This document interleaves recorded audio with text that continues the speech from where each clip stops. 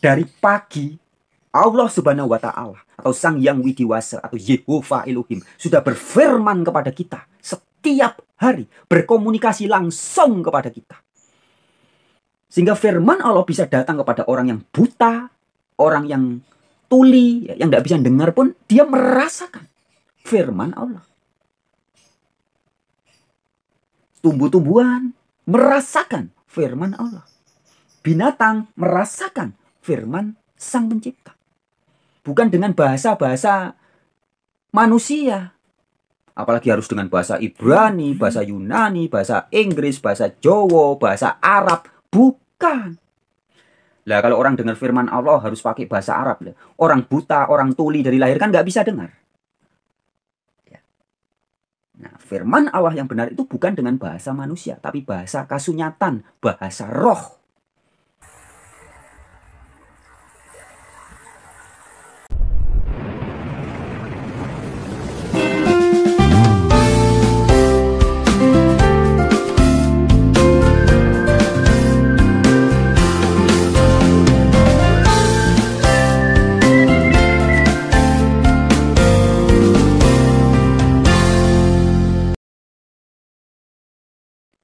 Hello, my brothers and sisters anywhere, everywhere. Kembali bersamaku, salah satu saudaramu yang ada di muka bumi ini. Terima kasih banyak ya buat siapapun yang selalu pay attention, memperhatikan, menyimak, dan mungkin juga membagikan video-video di channel Warta Kabar Baik ini. Sobat-sobat, di video yang kemarin ya, video yang bertajuk ini, kesadaran tidak memiliki apa-apa. Ya. Ada salah satu komentar dari pemilik akun atas nama Boymin. Komentarnya ini bagus sekali ya. Saya akan bacakan. Komentarnya demikian sahabat-sahabat. Ini kalau kelihatan nggak? Kelihatan nggak tampil di situ? Kurang jelas ya. Aku bacakan aja ya. Komentarnya demikian. Boymin mengatakan bahwa mengenali tubuh sebagai tempat suci atau tempat ibadah bagi pikiran dalam usaha menemukan sang diri sejati. Dan tubuh dapat diartikan sebagai laboratorium dalam usaha melakukan pencarian tersebut. Sekali lagi ya, perhatiin baik-baik sahabat-sahabatku. Ini komentar bagus sekali. Pertama-tama aku ucapkan terima kasih banyak atas pemilik akun Boymin, YouTuber atau pemilik akun YouTube. Entah dia seorang YouTuber atau bukan, aku belum lihat lebih jauh. Tapi dia pemilik akun Boymin ya, menulisnya demikian. Mengenali tubuh sebagai tempat suci. Nah, jadi nanti aku akan ulas ini ya, sahabat-sahabatku. Saya akan ulas ini. Atau tempat ibadah bagi pikiran dalam usaha menemukan sang diri sejati, dan tubuh dapat diartikan sebagai laboratorium dalam usaha melakukan pencarian tersebut. Nah, sahabat-sahabatku, apa yang disampaikan pemilik akun atas nama Boymin itu sebenarnya selaras dengan yang tertulis dalam beberapa kitab suci. Jika di dalam kitab suci Al-Quran dikatakan bahwa Allah Subhanahu wa Ta'ala mengatakan bahwa kami lebih dekat dari urat lehermu. Jadi mengenal Sang Maha Pencipta yang disapa sebagai Allah Subhanahu wa Ta'ala atau yang juga dikenal dengan 99 nama yang agung, nama yang mulia ya, Asmaul Husna. Atau yang di dalam kitab Bible oleh teman-teman saudara-saudara Kristen yang memakai Bible bisa membaca. Di situ Jesus Christ atau Yesus Kristus mengatakan Bapa di dalam dirinya. Jadi Bapa atau Allah di dalam Yesus. Dan Yesus juga mendoakan supaya murid-muridnya memiliki kesadaran yang sama. Dalam Injil Yohanes 17 ayat 21 sampai 23, Yesus mendoakan supaya murid-muridnya bisa mempunyai kesadaran yang sama. Bapa Allah itu di dalam diri kita. Begitupun jika di dalam kitab Hindu ya, kitab Veda, kitab Bhagavad Gita, dan beberapa kitab suci yang lain juga dikatakan bahwa Sang Maha Pencipta, Sang Maha Kuasa itu bersemayam dalam diri kita. Itu sebabnya ada istilah your body is God's temple. Jadi tubuh kita ini sebenarnya adalah bait Allah, rumah Allah. Tubuh kita adalah tempatnya Tuhan yang Maha Kuasa untuk bersemayam. Sehingga dalam narasi kitab suci dikatakan, surat Qaf Al-Quran mengatakan bahwa kami berada lebih dekat dari urat lehermu. Berarti berada di dalam kita. Akun Boimin mengatakan, mengenali tubuh sebagai tempat suci atau tempat ibadah bagi pikiran dalam usaha menemukan sang diri sejati. Ya, jadi ada ungkapan bahwa barang siapa mengenal dirinya, dia akan mengenal Tuhannya atau mengenal penciptanya. Ini adalah ungkapan yang sangat benar, sahabat-sahabatku. Jadi untuk mengenal Sang Maha Pencipta, sarananya atau perangkatnya sebenar-benarnya ya sudah ada, yaitu diri kita ini. Maka disebut sebagai bait Allah atau rumah Tuhan. Jadi nggak perlu terlalu jauh-jauh pergi ke tempat-tempat khusus, membaca buku-buku tulisan manusia, kertas yang ditulis dengan tinta-tinta. Tidak harus begitu. Buku-buku itu bagus. Yang disebut sebagai kitab-kitab suci itu bagus. Tapi lebih penting sebenarnya kitab basah, kitab kasunyatan, kitab nyata, kitab realitas. Yaitu ya tubuh kita ini. Maka oleh pemilik akun Boimin dikatakan tadi apa? Laboratorium. Tubuh ini dapat diartikan sebagai laboratorium dalam usaha melakukan pencarian tersebut, yaitu pencarian terhadap pengenalan kepada diri sendiri dan mengenal Sang Maha Pencipta. Maka ada ungkapan, barang siapa mengenal dirinya sendiri, pasti mengenal penciptanya. Ini pasti, kepastiannya lebih pasti daripada 2 kali 2 sama dengan 4 atau 4 kali 4 sama dengan 16. Ya, itu bahasa ilustrasi dari saya ya. Jadi pasti barang siapa yang betul-betul mengenal susunan dirinya, pasti mengenal penciptanya. Sahabat-sahabatku, hakikat kita, jadi hakikat Anda dan saya, sebenarnya kita kan bukan tubuh ini. Tubuh ini kalau diumpamakan oleh pemilik akun Boimin tadi sebagai laboratorium, betul. Kita ini adalah sebuah laboratorium atau wadah. Kalau dalam Jawa disebutnya manungso, manunggaling rasa. Ini wadah ini bukan hakikat kita. Hakikat kita adalah ruh yang diberi wadah. Nah, wadahnya ini bisa kita teliti. Dari mana? Raga kita, sering saya ungkapkan dalam beberapa kesempatan, raga kita tersusun dari sedulur papat, 5 pancar. Kalau orang Jawa mengatakan ya, dari tanah, ini bisa dibuktikan dengan nyata, fakta, realitas. Jadi bukan katanya, bukan ceritanya, bukan hasil asumsi, tapi siapapun Anda dan saya, kita bisa buktikan. Setiap manusia, semua bahannya sama. Dari 4 unsur alam. Sperma ketemu ovum, terbuai, kemudian menjadi zigot di dalam rahim seorang wanita yang kita menyebutnya ibu atau mama, atau umi, atau mother. Nah, kemudian di dalam rahim itu setiap hari diberi makan dari 4 unsur alam. Dari tanah, ada tumbuh-tumbuhan, buah-buahan, sayur-mayur, dan sebagainya. Dari api atau unsur matahari. Energi matahari adalah sumber tumbuh-tumbuhan bisa tumbuh, bisa berfotosintesa, bisa berbuah, dan sebagainya. Dan kemudian juga menggerakkan udara, menggerakkan berbagai komponen di alam semesta ini, itu semua unsur karena adanya energi matahari. Kemudian dari udara, oksigen, kemudian juga dari air, unsur air. Nah, 4 unsur alam inilah yang membentuk sekarang menjadi raga ini. Raga yang kita sebut manusia atau orang atau manungso. Hakikat kita bukan ini.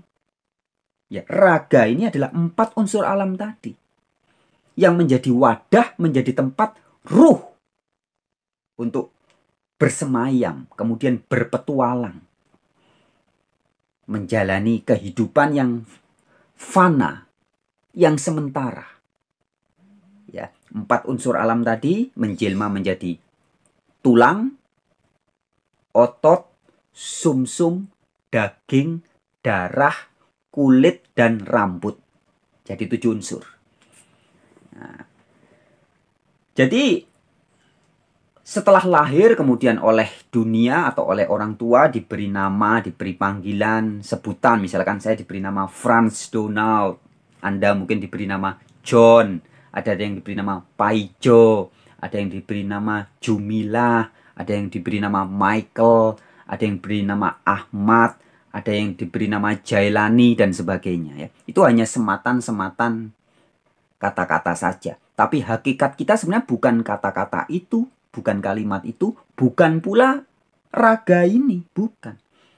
Ini adalah unsur-unsur alam yang sedang membentuk menjadi makhluk dan kemudian diisi ruh. Nah, hakikat kita adalah ruh itu. Ruh yang sedang mengalami perjalanan menjadi manusia, atau ruh yang sedang dimasukkan dalam raga manusia untuk melakukan perjalanan-perjalanan spiritual kehidupan. Itu pula sebabnya tubuh ini bisa disebut sebagai bait Tuhan atau bait Allah atau rumah Allah. Ya, jadi rumah Allah yang benar itu kalau menurut Isa Al-Masih, menurut Yesus Kristus, menurut kitab-kitab suci yang lain juga dikatakan bait Allah itu ya tubuh kita ini. Yang disebut pura, kalau dalam istilah Hindu ada kata pura. Ya, itu sebenarnya pusatnya rasa, pusatnya rasa. Itu bukan bangunan-bangunan di luar yang dari batu, dari semen, bukan itu. Sebenarnya pura, itu pusatnya rasa yang benar itu ya tubuh ini. Begitu pula, maka Yesus mengatakan yang disebut sebagai eklesia atau gereja, itu bukan bangunan-bangunan bikinan manusia yang kemudian disebut sebagai gereja Katolik, gereja Advent, gereja. Bukan itu sebenarnya. Gereja yang benar itu ya bait Allah, tubuh kita ini. Jadi belajar mempelajari gereja, mempelajari bait Allah, mempelajari pura, itu harusnya mempelajari diri ini. Bukan bangunan-bangunan bikinan manusia itu. Seringkali di dunia ini banyak orang ya, kadang ingin mengenal atau mempelajari tentang Sang Pencipta, atau tentang Tuhan, atau God, atau Allah, atau Sang Maha Kuasa. Itu kemudian dengan cara mencari di luar diri. Nyari di buku-buku dengan cara membaca buku. Mencari dari katanya guru di luar sana. Katanya pendeta, katanya Pak Ustadz, katanya ulama. Tapi kemudian setelah bertahun-tahun nggak ketemu-ketemu. Tuhan atau God dibayangkan begitu jauh. Nun jauh di sana. Sehingga dalam kehidupan sehari-harinya nggak terasa. Katanya Tuhan maha dekat, tapi nggak terasa dekat. Tuhan maha baik, tapi nggak ngerasakan kebaikannya. Tuhan maha kuasa, tapi nggak ngerasakan kuasanya.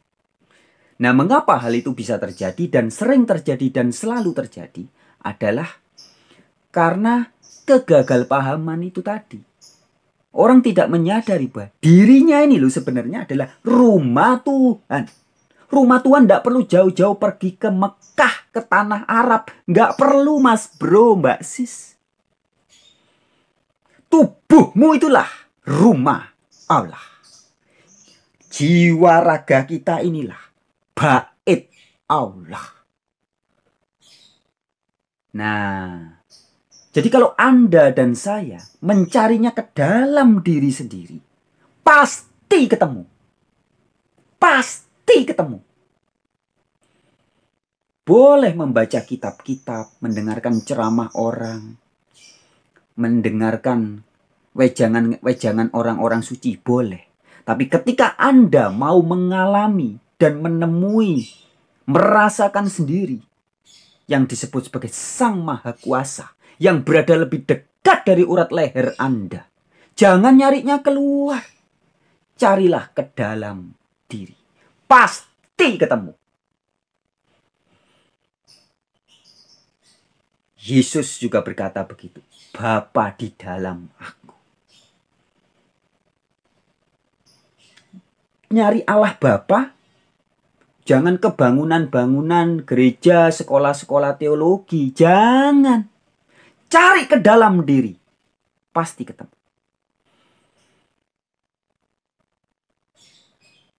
Mencari Sang Yang Widiwasa, Sang Mahamanon, Brahman. Di dalam kitab Weda, dalam kitab Bhagavad Gita sudah diberitahu. Dia di dalam kamu. Kitab-kitab itu menjadi rambu-rambu, ya, menjadi pengingat-pengingat memberitahu kita. Carilah di dalam. Nah, kalau sudah diberitahu, ya kita carinya di dalam diri. Karena diri kita ini loh, raga kita ini, yang adalah produk keajaiban, mujizat. Tanah, air, udara, api. Lo jadi tulang, jadi sumsum, jadi otot, jadi darah, kulit, rambut, daging, jadi mata, jadi otak, jadi hidung, jadi mulut, jadi energi, jadi jeroan. Ini semua adalah mujizat, karya yang begitu nyata,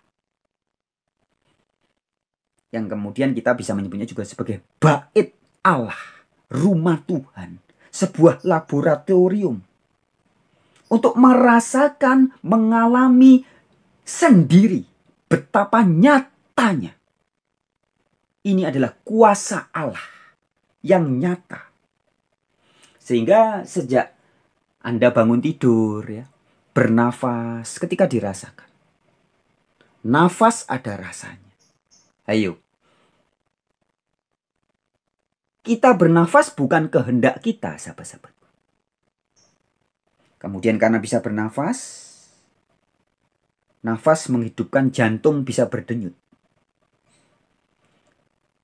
Denyut jantung kehendak kita atau bukan? Bukan. Denyut jantung mengirim energi sehingga urat-urat bekerja, otot-otot bisa bergerak, mata bisa berfungsi, telinga bisa berfungsi, otak bisa berfungsi berpikir, hati juga bisa berfungsi, seluruh jeroan kita berfungsi setelah diberi energi dari denyut jantung yang disebarkan melalui darah dan sel-sel tubuh ini. Nah, artinya mulai dari nafas, denyut jantung, kemudian bisa bergerak, berbicara, mendengar, melihat, berpikir, merasa, dan segala-galanya ini, segala macam rasa, maka disebutnya manunggaling rasa, bersatunya segala macam rasa ini. Ini kan sebenarnya bukan kehendak kita, bukan kehendak si ego, si aku. Ini semua adalah kehendak Dia yang lebih dekat dari urat leher kita. Nyata sekali kan? Betapa nyatanya ada kuasa Allah, kuasa Sang Pencipta dalam segenap sel-sel diriku ini. Dalam setiap nafasku. Dalam setiap pergerakan-pergerakanku. Nyata, jelas, terasa, terlihat. Betapa nyatanya Tuhan atau God itu. Tapi sahabat-sahabatku, kalau orang pikirannya keluar terus, dipikirnya God itu ya di suatu tempat nun jauh di sana, maka yang begitu nyata ini nggak terasa. Karena pikirannya keluar terus, imajinasinya terlalu jauh. Membayangkan Allah itu seperti apa, bingung. Nyarinya keluar terus. Ya nggak ketemu-ketemu. Tapi kalau mencarinya ke dalam diri, ke dalam yang menurut bahasanya akun Boimin tadi dikatakan, dalam laboratorium ini, Ya, kalau Anda dan saya mau merasakan betapa nyatanya Allah, kuasa Allah, Allah yang maha baik, maha cinta, maha kuasa itu. Rasakan, alami di laboratorium ini. Di tubuh raga yang nempel pada diri Anda sendiri. Rasakan, jangan keluar, rasakan. Di dalam segenap nafas Anda. Di dalam segenap detak jantung Anda. Nah, kemudian dalam setiap rasa, semua tubuh kita ini kan ada rasanya. Dari bangun tidur semua ada rasanya. Anda mendapat bangun tidur, tiba-tiba ingin bangun, kemudian dapat rasa gerah. Rasa gerah adalah firman Tuhan untuk kita membersihkan tubuh atau mandi. Kalau diungkapkan dengan kata-kata kira-kira, "Hey mas bro, mbak sis, beb, my beb, mandilah atau bersihkan dirimu." Nah, itu perintah Allah yang setiap hari nyata kepada kita. Kita suruh mandi. Habis mandi mungkin mulai ada rasa lapar tiba-tiba. Rasa lapar itu adalah komunikasi langsung Sang Maha Gaib kepada kita. Kalau diungkapkan dengan bahasa manusia mungkin kira-kira makanlah atau sarapanlah. Kemudian kita ketimpa rasa haus. Rasa haus adalah firman Allah, adalah bahasa roh kepada kita untuk minum. Tubuh ini, raga ini, laboratorium ini harus diisi air. Kita minum air putih atau minum teh, minum kopi. Jadi betapa nyatanya sahabat-sahabat. Dari pagi Allah Subhanahu wa Ta'ala atau Sang Yang Widiwasa atau Yehovah Elohim sudah berfirman kepada kita setiap hari, berkomunikasi langsung kepada kita. Di video yang lain sudah pernah saya ungkap bahwa yang setiap hari mendengar firman itu sebenarnya bukan cuma para nabi dan para rasul di zaman dulu, bukan. Setiap makhluk, Anda dan saya, binatang-binatang, tumbuh-tumbuhan, setiap hari mendapat firman langsung dari pemilik jagat raya ini. Cuman masalahnya ada orang yang sadar, ada yang tidak. Ya, kalau orang berpikir, berasumsi bahwa firman itu harus bentuknya tulisan atau suara didengar telinga, ya mereka nggak akan sadar. Tapi kalau sadar bahwa firman itu adalah bahasa roh, bahasa rosok, maka orang-orang demikian akan sadar. Sehingga firman Allah bisa datang kepada orang yang buta, orang yang tuli, yang tidak bisa dengar pun, dia merasakan firman Allah. Tumbuh-tumbuhan merasakan firman Allah. Binatang merasakan firman Sang Pencipta. Bukan dengan bahasa-bahasa manusia. Apalagi harus dengan bahasa Ibrani, bahasa Yunani, bahasa Inggris, bahasa Jawa, bahasa Arab. Bukan. Lah kalau orang dengar firman Allah harus pakai bahasa Arab. Orang buta, orang tuli dari lahir kan nggak bisa dengar. Nah, firman Allah yang benar itu bukan dengan bahasa manusia, tapi bahasa kasunyatan, bahasa roh. Goib, tapi nyata. Ada banyak contohnya. Salah satunya atau salah dua, salah tiga yang tadi saya sampaikan ya sahabat-sahabat. Ketika kita bangun pagi tiba-tiba dapat rasa pengen bangun. Itu kalau diungkapkan dengan kata-kata, kalau orang yang punya telinga, punya mulut bilang, "Mas bro, bangun, bangun, bangun." Kira-kira begitu. Tapi orang yang tuli, yang nggak bisa mendengar, dia tetap menerima rasa bangun. Ya. Kemudian haus, lapar, itu adalah perintah firman Sang Pencipta. Kita suruh makan, suruh minum. Dengan bahasa rasa. Jadi sebenarnya setiap hari seluruh makhluk disapa oleh Sang Pencipta. Apakah Anda beragama atau tidak beragama? Anda mau percaya Tuhan, tidak percaya Tuhan. Anda ateis maupun teis. Suku bangsa apapun. Besar, kecil, mulai dari bayi, anak-anak, remaja, dewasa, orang tua, orang waras, orang gila, orang baik, orang nggak baik, penjahat, penjahit, apalagi pendeta, ulama, pelacur, penipu, siapapun, seluruh dunia, setiap hari disapa, ditepuk, dipeluk oleh Sang Pencipta. Nah, masalahnya ada yang sadar, tapi banyak yang belum sadar. Oke, sahabat-sahabatku, itu warta baik yang saya sampaikan pada kesempatan ini. Sampai jumpa di video yang lain. Semangat!